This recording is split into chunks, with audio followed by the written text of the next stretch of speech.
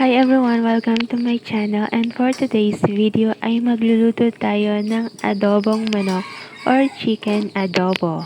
Isa ito sa mga paborito kong ulam at paborito din ng maraming Pilipino, even mga foreigner, paborito na rin nila ito. Kaya guys, umpisa na natin ang pagluto.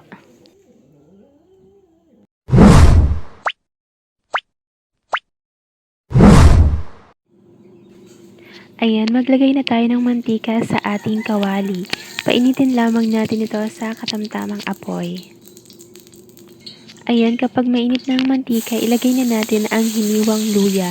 Hiniwa lang natin ito ng medyo maliliit. Isa ito sa nagpapasarap sa adobo kasi naaalis yung lansa ng manok. Lutuin lang natin ang luya ng 2 minuto.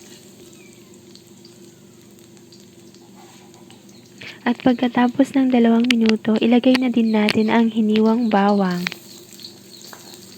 Gisayin lang natin yan at maya-maya ay ilagay na din natin ang hiniwang sibuyas. Gisayin lang natin or lutuin natin ang sibuyas ng 2 minuto or hanggang sa maging malambot na ito.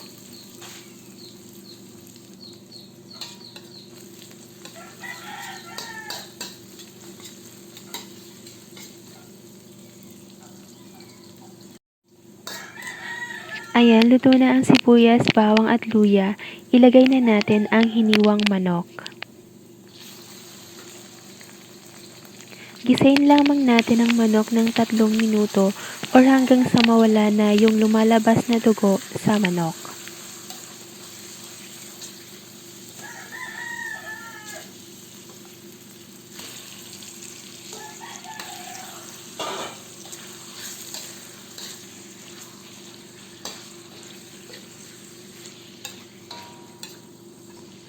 Ayan, habang ginigisa natin ang manok, sa mga nakaabot na po sa part na to at hindi pa po kayo nakasubscribe, please do subscribe na po para madagdagan pa ang ating mga subscribers. And pakilike na rin po pala itong video. Thank you and God bless.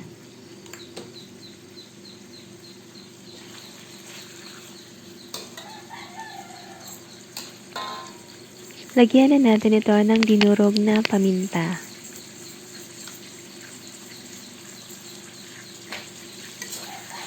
Ayan, haluin lang natin.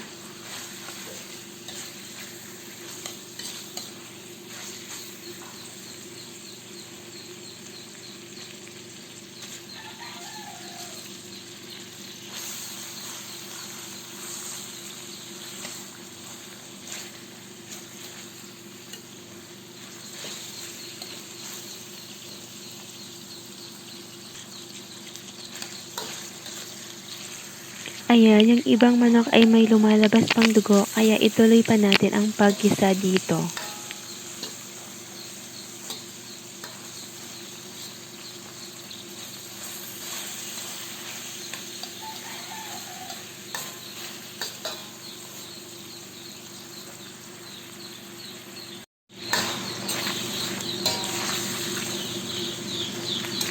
Ayan, wala nang dugong lumalabas sa manok. Lagyan na natin ito ng suka.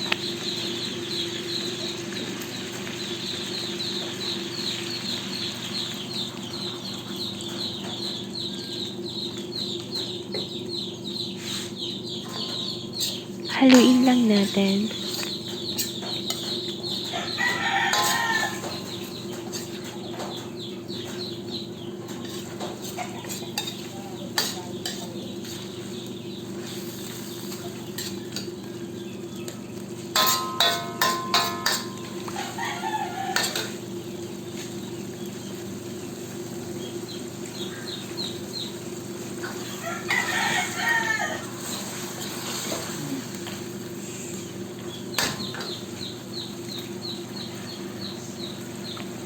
Lagyan na din natin ito ng soy sauce.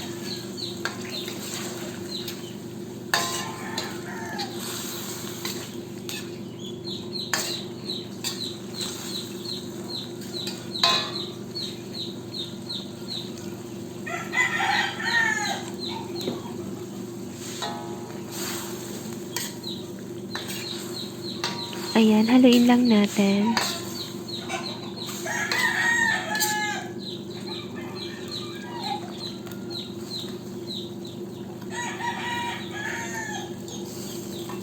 Hayaan lang natin yan na kumulo. Ayun guys, kung gusto nyo pala na medyo maanghang ang inyong adobo, lagyan natin ito ng sili, hiniwang sili. Nilagyan ko kasi ito guys ng hiniwang sili kaso hindi siya nakuha ng video.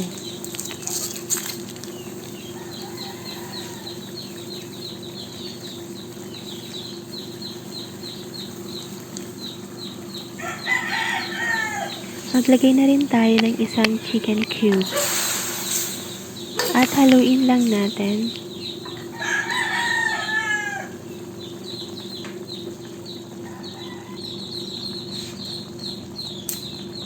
Lagyan na din natin ito ng dahon ng laurel or bay leaves. Lagyan din natin ito ng buong paminta.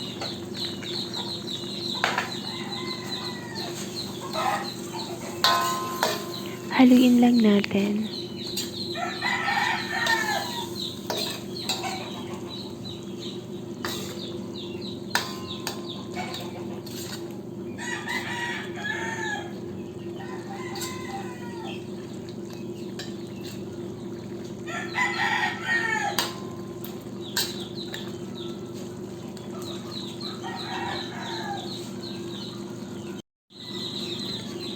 Takpan at lutuin natin ito ng 3 minuto.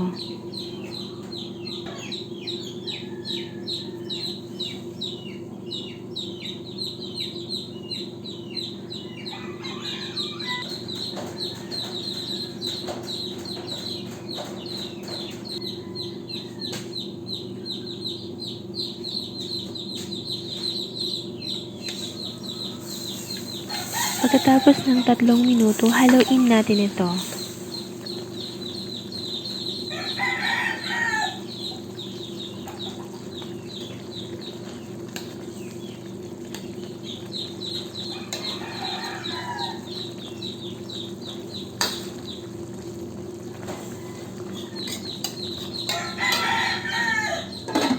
Takpan at lutuin natin ito ulit ng 3 minuto.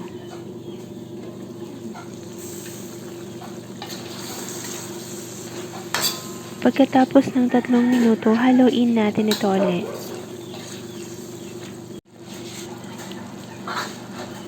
Lagyan na din natin ito ng pineapple tidbits kasama yung kanyang syrup.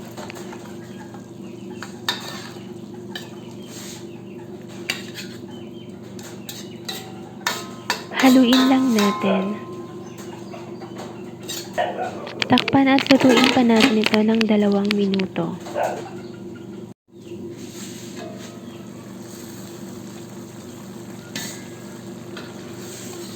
Ayan, pagkatapos ng 2 minuto, haluin natin ito.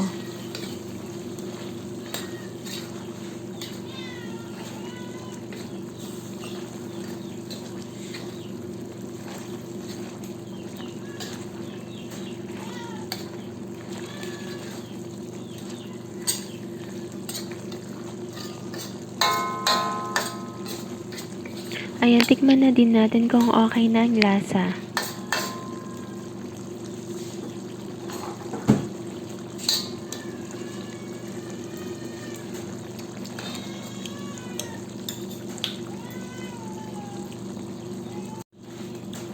Ayan, tapos na tayo magluto. I-off na natin ang apoy at i-serve na natin ito habang mainit pa with rice.